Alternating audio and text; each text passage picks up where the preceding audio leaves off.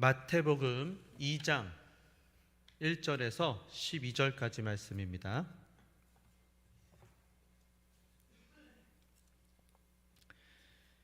교독하도록 하겠습니다. 헤롯 왕 때에 예수께서 유대 베들레헴에서 나심에 동방으로부터 박사들이 예루살렘에 이르러 말하되 유대인의 왕으로 나시니가 어디 계시냐? 우리가 동방에서 그의 별을 보고 그에게 경배하러 왔노라 하니 헤롯 왕과 온 예루살렘이 듣고 소동한지라. 왕이 모든 대제사장과 백성의 서기관들을 모아 그리스도가 어디서 나겠느냐 물으니 이르되 유대 베들레헴이오니 이는 선지자로 이렇게 기록된 바 또 유대 땅 베들레헴아 너는 유대 고을 중에서 가장 작지 아니하도다. 내게서 한 다스리는 자가 나와서 내 백성 이스라엘의 목자가 되리라 하였음이니이다. 이에 헤롯이 가만히 박사들을 불러 별이 나타난 때를 자세히 묻고 베들레헴으로 보내며 이르되 가서 아기에 대하여 자세히 알아보고 찾거든 내게 고하여 나도 가서 그에게 경배하게 하라. 박사들이 왕의 말을 듣고 갈새 동방에서 보던 그 별이 문득 앞서 인도하여 가다가 아기 있는 곳 위에 머물러 서 있는지라. 그들이 별을 보고 매우 크게 기뻐하더라. 집에 들어가 아기와 그의 어머니 마리아가 함께 있는 것을 보고 엎드려 아기께 경배하고 보배합을 열어 황금과 유향과 모략을 예물로 드리니라. 그들은 꿈에 헤롯에게로 돌아가지 말라 지시하심을 받아 다른 길로 고국에 돌아가니라. 아멘. 예수님은 왕이시다는 제목을 가지고 말씀을 전하고자 합니다. 지난주 수요 예배를 드리면서 엘리자베스 여왕에 대해서 말씀을 잠깐 나누었습니다. 96세를 일기로 세상을 떠났는데요. 올해 9월에 장례식이 있었죠. 사진을 다시 한번 조금 띄워주시면 저렇게 전 세계에서 몰려온 많은 사람들의 조문 가운데 장례식이 잘 치러졌습니다. 만 70년을 여왕으로 영국을 섬긴 것입니다. 제가 이제 목사 안수를 받은 지 딱 10년이 됐거든요. 10년입니다. 70년을 여왕으로 섬겼다고 생각하니까요, 얼마나 오랜 기간인가 그런 생각이 듭니다. 상상이 가지가 않습니다. 엘리자베스 여왕이 세상을 떠나고 두 가지를 조명하는 것을 기사를 통해서 보았습니다. 사진 한번 띄워주시면 첫 번째는 바로 성실입니다. 성실. 엘리자베스 여왕이 서거하기 이틀 전까지 공식적으로 해야 되는 모든 업무를 끝까지 완수했다는 것입니다. 공식적으로 총리를 임명한다든지 여왕에게 평소에 빨간 상자가 이렇게 배달이 됐답니다. 그럼 거기 보면 여왕이 해야 되는 일들이 다 들어있었대요. 그날 응답해야 되는 편지들, 사인해야 되는 것들 성실하게 세상을 떠나기 전까지 그 일을 감당했다는 것입니다. 그래서 이렇게 70년 동안 모든 일들을 잘 감당했고, 이 엘리자베스 여왕은 영국 국민들에게 사랑을 받았던 여왕이었습니다. 그리고 또 한 가지는 무엇이냐?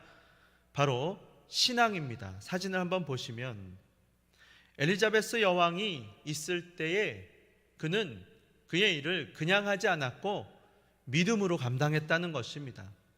그래서 엘리자베스 왕이 세상을 떠나고 나서 또 조명하는 것은 바로 그녀의 신앙입니다.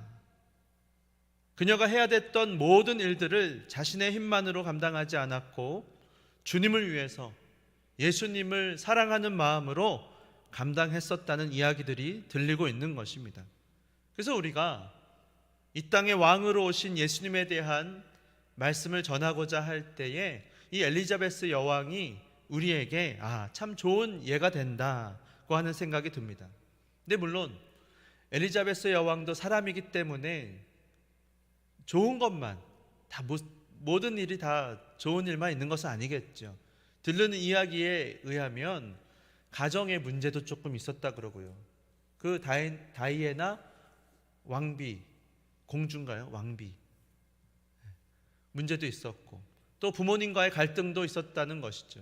그리고 여왕이 즉위할 당시 52년도에 이 엘리자베스 여왕이 35개국의 나라를 식민 통치했었기 때문에 어떤 나라 사람들에게는 이 여왕이 식민 통치의 상징이었을 것입니다. 그래서 불가피하게 온갖 부당한 일을 요구하는 군주로서도 살아야만 했던 것입니다. 그러나 이런 모든 것들을 다 감안한다고 하더라도 분명히 말할 수 있는 것은 좋은 왕을 백성이 가진다고 하는 것은 큰 축복이라는 사실입니다. 영국 국민들에게 엘리자베스 여왕은 성실했고 신실했고 자신의 사역을 끝까지 최선을 다해서 감당했던 영국 사람들에게는 축복이었던 것이죠. 그래서 70년 전에 엘리자베스 여왕이 영국의 여왕으로 즉위했다고 하는 사실은 영국 국민들에게 큰 복음의 소식이었을 것입니다. 좋은 기쁨의 소식이었던 것입니다. 우리가 이렇게 엘리자베스 여왕에 대해서 말할 수 있는 것처럼 2000년 전에 이 땅에 오신 만왕의 왕 예수님이 이 땅에 오셨다고 하는 것은 모든 백성에게 미칠 큰 기쁨의 좋은 소식이었던 것입니다. 좋은 왕을 모신다고 하는 것은 좋은 소식이 되는 것입니다. 이 엘리자베스 여왕이 얼마나 좋은 왕이었는지는 또 여왕 전에 있었던 전임자들과 비교해 보면 잘 알 수가 있습니다. 엘리자베스 여왕 바로 전에 왕이 누구였는가?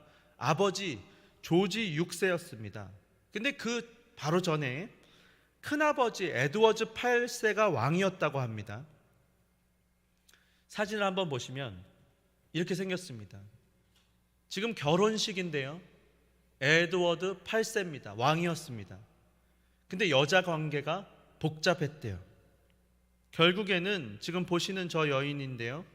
유부녀입니다. 유부녀와 사랑에 빠져서 결혼을 하고는 왕궁을 떠났답니다. 지금 결혼식 사진인데요. 프랑스인데 영국 왕실에서는 한 명도 보내지 않았다는 거예요. 결국 이 에드워드 8세는 자기가 하고 싶은 대로, 제가 이걸 보면서 마치 삼손 같은 생각이 들었어요. 능력과 권한이 주어졌는데 드릴라를 자기 마음대로 하고 싶은 대로 하며 사는 겁니다. 다음 사진을 보시면, 그리고 저 에드워드 8세는 히틀러와 친분을 맺고 살았다는 거예요. 히틀러입니다. 그래서 그 당시에 지금 세계대전으로 인해서 얼마나 전 세계가 혼란스럽고 어려울 때 에드워드 저 8세가 영국 나라에 그리고 왕실의 짐이 되었는지 모르는 것입니다. 그러니까 우리가 잘은 모르지만 저런 에드워드 8세 같은 왕이 있었는데 그 다음에 엘리자베스 여왕이 이렇게 여왕이 됐는데 성실합니다. 그리고 신실합니다. 나라를 위해서 기꺼이 헌신할 줄 아는 여왕이었으니 얼마나 그 전에 있었던 에드워드 8세에 비해서 나아 보였겠냐는 것이지요. 여러분, 마찬가지로 오늘 본문을 보시면 예수님이 태어나실 당시에 있었던 유대인의 왕이 있습니다. 헤롯 왕입니다. 헤롯 왕과 비교해 볼 때 예수님이 왕이 되셨다는 것은 얼마나 좋은 소식이었는지 모릅니다. 한마디로 헤롯 왕은 최악의 왕이었습니다. 헤롯 왕이라고 하는 나쁜 왕에 비해서 예수님은 상대적으로 훨씬 좋은 왕이셨던 것이지요. 물론 절대적으로 예수님은 완왕의 왕이셨습니다. 그러면 왜 헤롯 왕이 나쁜 왕이었는가? 세 가지 이유가 있습니다. 본문을 보시면 첫 번째는 이 헤롯 왕이 편집증적인 성격을 가지고 있었기 때문입니다. 동방 박사들이 지금 방문을 했습니다. 와서 하는 말이 무엇인가 하면 유대인의 왕으로 나시니가 어디 계신가 하는 것입니다. 동방에서부터 별을 보고 그분을 경배하러 왔다는 것이죠. 그 이야기를 듣고 여러분 3절을 보시면 이런 말씀이 있는데요. 헤롯 왕과 온 예루살렘이 듣고 소동한지라. 헤롯 왕이 그 말을 듣고 소동한 것은 쉽게 이해가 갑니다. 아니, 지금 내가 여기 버젓이 살아있는데, 유대인의 왕, 내가 지금 유대인의 왕인데 나 대신 어떤 유대인의 왕이 지금 태어났단 말인가? 헤롯은 소동했을 것입니다. 근데 여러분, 왜 온 예루살렘은 듣고 소동했을까요? 물론 동방에서 익숙하지 않은 사람들이 왔으니까 소동했을 수도 있습니다. 근데 여러분, 온 예루살렘은 이스라엘의 수도입니다. 그들은 구약에서 예언하신 대로 그들을 구해줄 구주가 오실 것, 그것만을 기다리고 있었습니다. 그리고 아마도 분명히 헤롯 왕은 그들을 구해줄 메시아가 아니라고 하는 것을 그들은 분명히 알았을 것입니다. 그럼 왜 그들이, 예루살렘 사람들이 소동했을까요? 큰 이유 중에 하나가 바로 헤롯 왕을 잘 알았기 때문입니다. 헤롯 왕이 얼마나 악한 왕이고 편집증적인 성격이 있는지를 잘 알았기 때문일 거예요. 헤롯 왕은요, 예민했습니다. 지금 이 당시에 예수님이 태어나기 지금 전 분명히 적어도 한 명의 아내를 자기 손으로 죽였고, 그리고 자기의 장모님도 죽였습니다. 그뿐만이 아니었고요, 헤롯은 2명의 자기의 아들도 죽였습니다. 그리고 몇 명의 처남도 죽였어요. 왜요? 자기의 권력을 지키기 위해서였습니다. 헤롯은요, 자기의 권력, 왕좌의 위협이 되는 것은 무엇이든지 제거하고자 했습니다. 자기 계획에 거슬리는 일이 있으면 불같이 화를 내었고, 냉정하게 돌변해서 기존에 관계가 좋았던 사람과도 얼마든지 등을 질 수 있었어요. 심지어는 목숨을 빼앗을 수도 있었던 사람이 바로 헤롯입니다. 그러니까 방금 말한 사람들 중에서 실제로는 어느 누구도 헤롯을 그 보좌에서 끌어내리려는 시도를 했다는 증거가 없다고 합니다. 자기 아내도, 장모님도, 아들들도, 처남들도. 그런데 그냥 죽인 것이죠.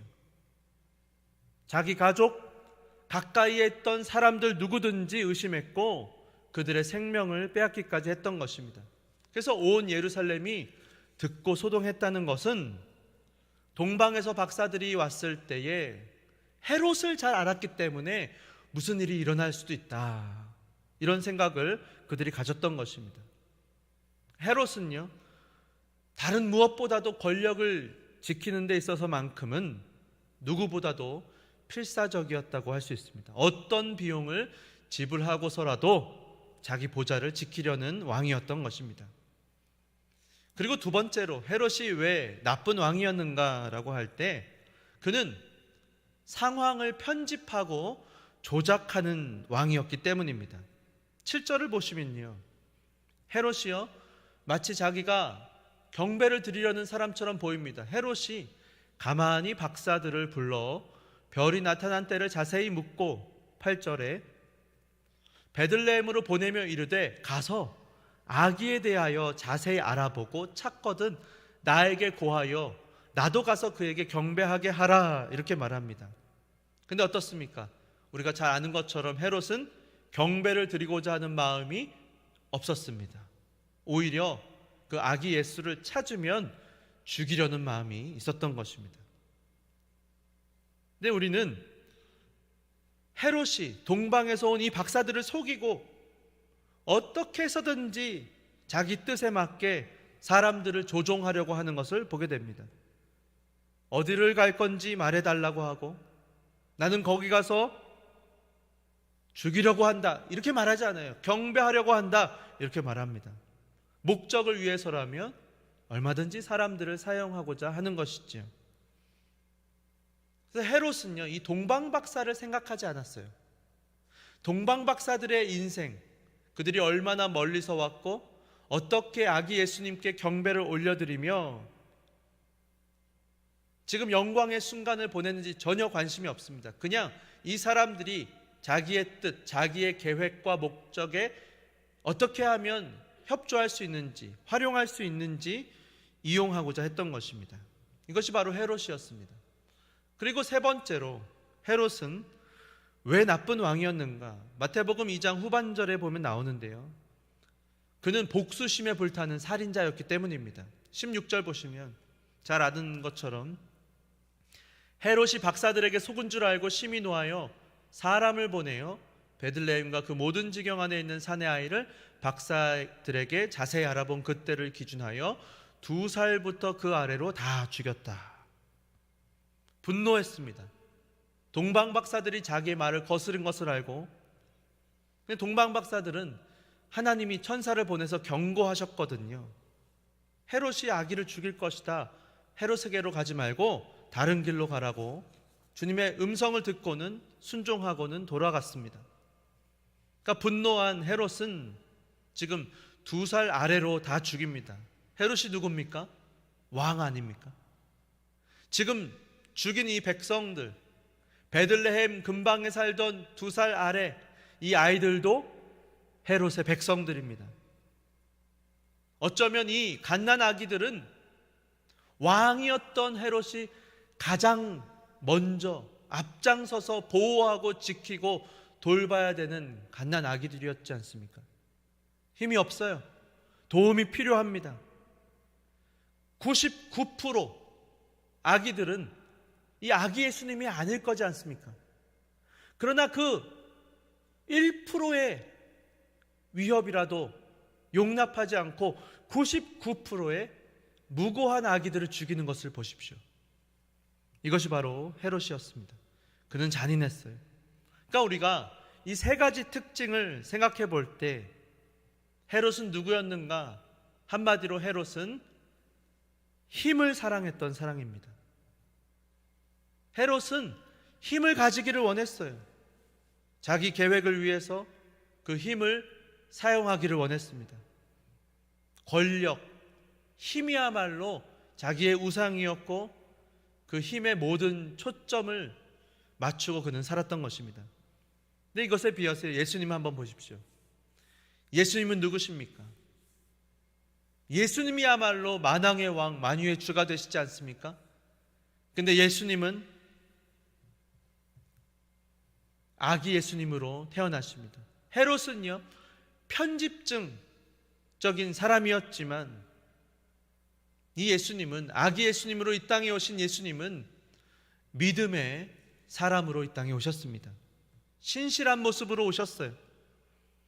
여러분, 우리가 성탄절마다 빠지지 않고 동방박사와 헤롯 왕의 이야기를 우리가 듣는 것 같지 않습니까? 근데 가만히 생각해 보면 이런 생각이 듭니다. 아기 예수님은 도대체 어떤 마음으로 이 땅에 오셨을까? 예수님은 이 세상에 아기로 와야 된다는 이야기, 하나님의 그 계획을 들으셨을 때 어떤 마음이셨을까 하는 것이죠. 하나님께서 우리를 구원하고자 하시면 아기 말고 그냥 구원자로 우리를 바로 보내실 수도 있었지 않을까요? 어른으로 그냥 오시는 것이 더 효과적이었을 수도 있습니다. 근데 아기로 오신 것, 이것이 어떤 의미가 있을까요? 아기는요, 도움이 필요합니다. 연약합니다. 예수님은 만왕의 왕이세요. 모든 능력과 권세가 있는 분이세요. 이 땅에 오기로 하셨을 때에 예수님은 한마디로 가장 힘이 없는 상태로 오기로 하신 것입니다. 헤롯은 편집증이 강했어요. 예수님은 왜 힘이 없는 상태로 오실 수 있었을까요? 그에게는 믿음이 있었기 때문입니다. 예수님은 성부 하나님 아버지에 대한 완전한 믿음이 있었기 때문에 완전한 순종을 그분은 하실 수 있었던 것이죠. 완전히 하나님 아버지를 신뢰하셨던 것입니다. 헤롯은 의심했어요. 편집증적인 성격이 있었습니다. 그러나 예수님은 완전히 믿으셨고 완전히 순종하셨던 것입니다. 기꺼이 하나님께서 이 땅에서 내가 아기로 태어나게 하실 때에 가장 좋은 어머니의 뱃속에 태어나게 하실 것이다. 가장 적합한 사람을 아버지로 나에게 주실 것이라고 하는 믿음이 있었던 것입니다. 여러분 생각해 보시면 동방박사가 와서 이제 경배를 드렸지 않습니까? 아기 예수님은 아무것도 할 수 없는 상태였어요. 한거불능. 그들이 뭐 경배를 올리건 찬양을 올려드리건 반응도 할 수 없어요. 그냥 손가락 빨면서 방구 끼고 쉬야하고 까르르 울고 웃고 아기로 그냥 가만히 누워 계셨을 거지 않습니까? 재밌지 않습니까? 동방 박사들이 와서 거룩한 밤, 오 거룩한 밤 영광을 올려드립니다. 그러나 아기 예수님은 아무것도 할 수 없습니다. 스스로 먹을 수도 없고 기저귀를 갈 수도 없고 어떤 일도 할 수 없었습니다. 이것이 힘을 사랑했던, 뭐든지 할 수 있었던 헤롯, 의심이 많고 예민했던 헤롯과 예수님은 다른 점입니다. 예수님은 믿음이 있었고 신뢰의 사람이셨어요.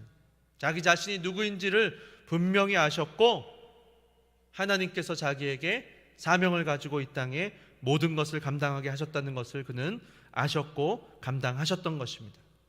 그리고 두 번째로 예수님이 헤롯 왕과 비교할 때 무엇이 다르는가?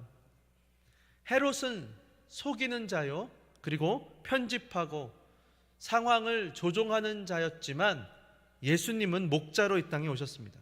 목자셨어요. 6절을 보시면 미가서에서 인용된 말씀이 나옵니다. 또 유대 땅 베들레헴아, 너는 유대 고을 중에서 가장 작지 아니하도다. 너에게서 한 다스리는 자가 나와서 내 백성 이스라엘의 목자가 되리라. 예수님은 목자로 오신 것입니다. 목자는 힘이 있는 사람입니까? 언뜻 보기에는 힘이 있는 것처럼 생각될 수도 있습니다. 근데 사실 여러분, 목자는요, 사랑을 베푸는 자입니다. 예수님은 누구를 속이고 조종하려는 사람으로 이 땅에 오신 것이 아니고 누군가를 보살펴주고 돌보고 사랑으로 섬겨주시고자 이 땅에 오신 것입니다. 우리를 인도하고자 푸른 초장으로 쉴만한 물가로 인도하고자 이 땅에 오신 것을 믿으실 수 있기를 바랍니다. 그분은 길이요 진리요 생명이요, 우리를 하나님 아버지께로 가는 길로 인도하세요. 진리로 인도하시는 우리의 구주가 되심을 믿으실 수 있기를 바랍니다. 그분만이 우리를 보호하시고 도와주시고 우리를 묶인 데서 풀어주시고 자유함을 주시려고 이 땅에 오신 것이에요. 우리에게 평안을 주시고 자기의 생명을 주러 이 땅에 오신 그분은 참된 왕이신 것입니다. 예수님은 자기 자신만을 위한 왕이 아니셨어요. 예수님은 이미 하나님이십니다. 사실 여러분, 예수님은요, 이미 모든 능력과 권세를 다 가지고 계시지 않습니까? 예수님이 태초에 하나님과 함께 계셨을 때에 예수님은 능력이 부족하지 않으셨어요. 예수님은 우리를 위해서 우리를 위한 왕이 되고자 목자로 이 땅에 오신 것입니다. 우리를 위해서 다스려 주시려고 오신 거예요. 일부러 우리를 위해서 이 땅에 왕으로 오신 겁니다. 왜요? 우리를 섬겨주려고 이 땅에 오신 것이죠. 자기 어떤 힘을 과시하려고 오신 것도 아니고 자기의 힘을 남용하려고 오신 것도 압제하려고 오신 것도 아닙니다. 헤롯처럼 지금 막 병사를 부리잖아요. 병사들이 여러분 생각해 보세요. 집집마다 다니면서 아기를 죽이라고 하는 명령을 받은 병사를 생각해 보십시오. 병사들의 마음이 어땠을까요? 1살, 2살짜리 아기들을 칼로 찔러 죽이고 다니는 그 병사들의 마음이 어떻겠습니까? 근데 시키지 않으면 자기들이 죽으니까 할 수밖에 없어요. 자기의 힘으로 백성들을 잘못된 일을 하게 하는 헤롯이었습니다. 근데 헤롯처럼 자기의 뜻을 위해서 이용하려고 이 땅에 오신 분이 아니고, 이용하고 활용하고 동원하려고 이 땅에 오신 것이 아니고, 그분은 우리를 섬기려고 이 땅에 오신 목자요 왕이심을 믿으실 수 있기 바랍니다. 우리를 위해서 당신의 생명을 오히려 우리에게 주시려고 이 땅에 오셨어요. 우리를 사랑해 주려고 이 땅에 오신 것입니다. 예수님은 목자세요. 이것이 바로 헤롯과는 전혀 다른 점입니다. 그리고 세 번째, 헤롯은 복수와 살인의 화신이었지만 예수님은 저와 여러분에게 생명을 주러 살리려고 오신 것입니다. 저와 여러분의 구세주로 이 땅에 오셔서 예수님 십자가에 달리셨을 때 그 죄패 명에 보면 유대인의 왕이라고 기록되어 있었어요. 그러나 예수님은 말씀하세요. 하나님 아버지, 저들이 하고 있는 일이 무엇이 잘못인지를 모릅니다. 용서해 주십시오. 여러분, 헤롯이 예수님처럼 이렇게 기도할 수 있었을까요? 상상이 가십니까? 헤롯은 절대로 이와 같은 기도를 하지 않았을 겁니다. 그러나 예수님은 십자가에 못 박히셔서 사랑하는 당신의 백성들을 살리려고 오신 것입니다. 어떤 복수심에 불타는 마음으로 오신 것도 아니고 우리를 사랑하는 마음으로 이 땅에 오신 것입니다. 그래서 한마디로 예수님을 말한다면 우리는 예수님을 통해서 사랑의 힘이 무엇인지 볼 수 있어요. 여러분 보세요. 헤롯은요, 힘을 사랑했습니다. 그러나 예수님은 사랑의 힘이 무엇인지를 보여주신 거예요. 거꾸로. 헤롯은 자기를 위해서 힘을 이용했고 어떻게든 자기 아내를, 장모님을, 아들을, 처남을 누구든지 갓난아기도 걸리면 죽여버려요. 힘을 얻기 위해서, 유지하기 위해서. 그러나 예수님은 힘을 가지셨음에도 불구하고 사랑의 힘으로 이 땅에 오셔서 오직 하나님 아버지를 믿는 믿음으로 힘이 없는 모습으로 오셔서 우리를 위해서 목자가 되어주시고 구세주가 되어주러 생명을 주고자 이 땅에 오셨던 것입니다. 주 안에 사랑하는 성도 여러분, 예수님이 이 땅에 오셨습니다. 예수님이 왕이심을 믿는 모든 사람들에게 예수님이 왕으로 오셨다는 것은 큰 기쁨의 좋은 소식이 되는 것입니다. 여러분, 우리가 보는 것은 이 세상은 예수님을 거절합니다. 예수님의 이름을 가지고 놉니다. 예수님의 이름이 헛되이 일컬어지는 것을 우리는 종종 봅니다. 예수님의 왕되심을 거절하는 것이죠. 심지어는 예수님이 계셨다고 하는 것 자체를 부인합니다. 그냥 선하고 착한 일을 했던 착한 사람이었다는 거예요. 그러나 예수님은 사실은 자기를 부인하고 거절하는 사람들에게조차도 축복을 베풀어 주세요. 물과 공기와 햇빛을 주시고 죄로 인해서 파멸당할 그들을 보존해 주시는 하나님의 일반 은총의 섭리를 보는 것입니다. 여러분, 얼마나 이 세상에 악한 사람들이 많은지 모릅니다.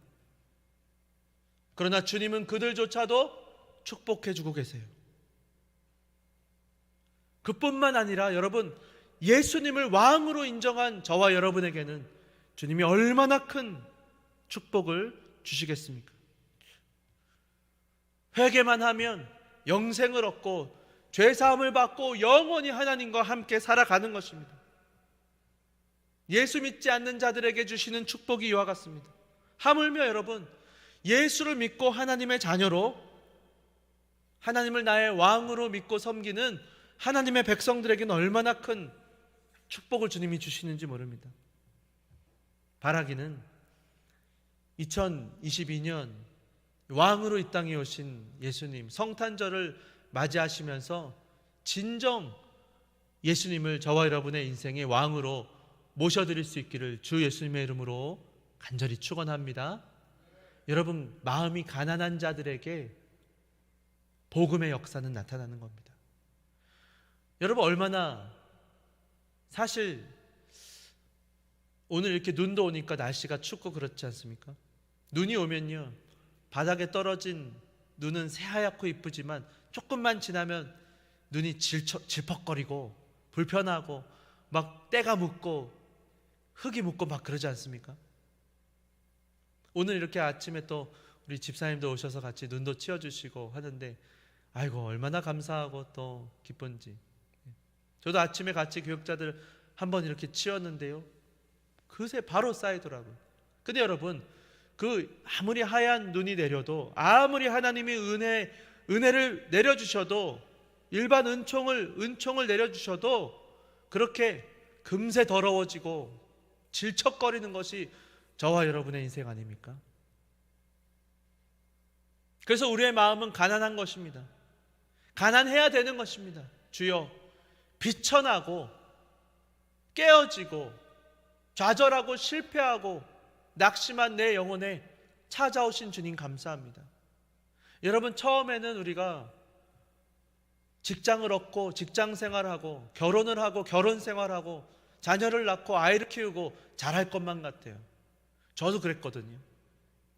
근데 우리가 살아가면서 내가 잘할 줄 알았는데 쉬운 게 아니구나. 이게 내가 엄마보다 내가 아빠보다 내가 더 잘해야지. 나는 애들 키워보니까 이게 쉬운 게 아니었구나. 그걸 깨달아갑니다. 저는 생각해 보니까요, 저는 아버지한테 맞은 적이 기억이 없어요. 어머니한테는 좀 맞았습니다. 근데요, 저는요 벌써 저희 애들을요 셀 수도 없어요. 수도 없이 때렸습니다. 내가 참 부족하구나, 그걸 깨달아가는 우리 인생입니다. 코로나로 우리가 얼마나 최근 1, 2년을 힘들게 살았습니까? 경기도 어렵지요. 그러다 보니까 다 마음이 위축되고 영적으로도 육적으로도 쉽지 않은 인생을 우리가 살아가고 있습니다. 그때에 가난한 우리 마음 가운데, 주여, 비천한 내 인생 가운데 나를 돌보시고 나를 하나님께로 인도하시려고 오신 나의 목자 되신 주님, 하나님의 그 사랑 감사합니다. 내 마음 가운데 찾아와 주셔서 나를 다스려 주세요. 주님이 다스리시면 여러분 근심 걱정이 없습니다. 왕이 있으면요, 여러분 옛날에요 전쟁을 하면요 가장 강력한 사람이 일렬에 섭니다. 왜요? 뒤에 있는 병사들과 백성을 지키기 위해서요. 관우 장비, 유비 관우 장비 같은 가장 힘센 장군들이 왕이 맨 앞에 서는 거예요. 왜요? 무기도 세고 말을 타고 있고, 그래서 가장 강력한 사람이 있으면 그 뒤에가 안전하기 때문에. 옛날에 우리나라 고구려가 셌잖아요. 그러니까 백제와 신라가 지켜진 것처럼 그런 겁니다. 가장 센 왕이 앞장서서 목숨을 걸고 싸워서 계속 싸우는 겁니다. 뒤에 있는 부녀자들을 지키기 위해서. 한 명이라도 더 전사들을 지키고 병사들을 지키기 위해서 가장 강력한 장군이 장판교를 막아 서는 거예요. 장비처럼. 그분이 바로 오신 것입니다. 예수님이 오신 거예요. 대장군이 아니고 왕이 오셨어요. 왕의 왕이 오셨습니다. 그분을 여러분의 인생에 왕으로, 왕좌로 모셔드리시기 바랍니다. 그분의 말씀을 붙잡고 우리는 살아가는 거예요. 물론 근심 걱정, 우리의 생각이 견해가 있을 수 있죠. 그러나 왕께 아뢰시고, 지난주에 제가 말씀드렸지 않습니까? 기억하십니까? 우리가 해야 되는 두 가지 문장이 있습니다. 전하 통촉하여 주시옵소가 아니었죠. 황공무지로소이다. 아시는지 모르시는지 제가 한번 시험해 보려고. 황공무지로소이다. 무슨 뜻이라 그랬습니까? 두려울 황, 두려울 공, 없을 무, 땅집니다. 너무 두렵고 두려워서 서 있을 땅이 없습니다. 하나님의 주권, 만왕의 왕 앞에 살아가는 것입니다. 한번 따라 하실까요? 전하 황공무지로소이다. 너무 집사님 잘하셔갖고. 또 한 가지, 전하 성은이 만극하옵나이다. 그렇지요. 이렇게 하나님이 베풀어 주신 그 은혜에 감사하며 살아가는 것입니다. 여러분, 바라기는 그분이 오셨습니다. 만왕의 왕이신 그분 앞에 우리를 사랑하시고 힘이 있음에도 불구하고 약한 아기로 오셨지만 우리를 다스리시고 인도하시는 목자 되신 그 주님, 만왕의 왕 앞에 감사와 찬양을 올려드리며 살아가시는 저와 여러분 되실 수 있기를 주 예수님의 이름으로 축원합니다.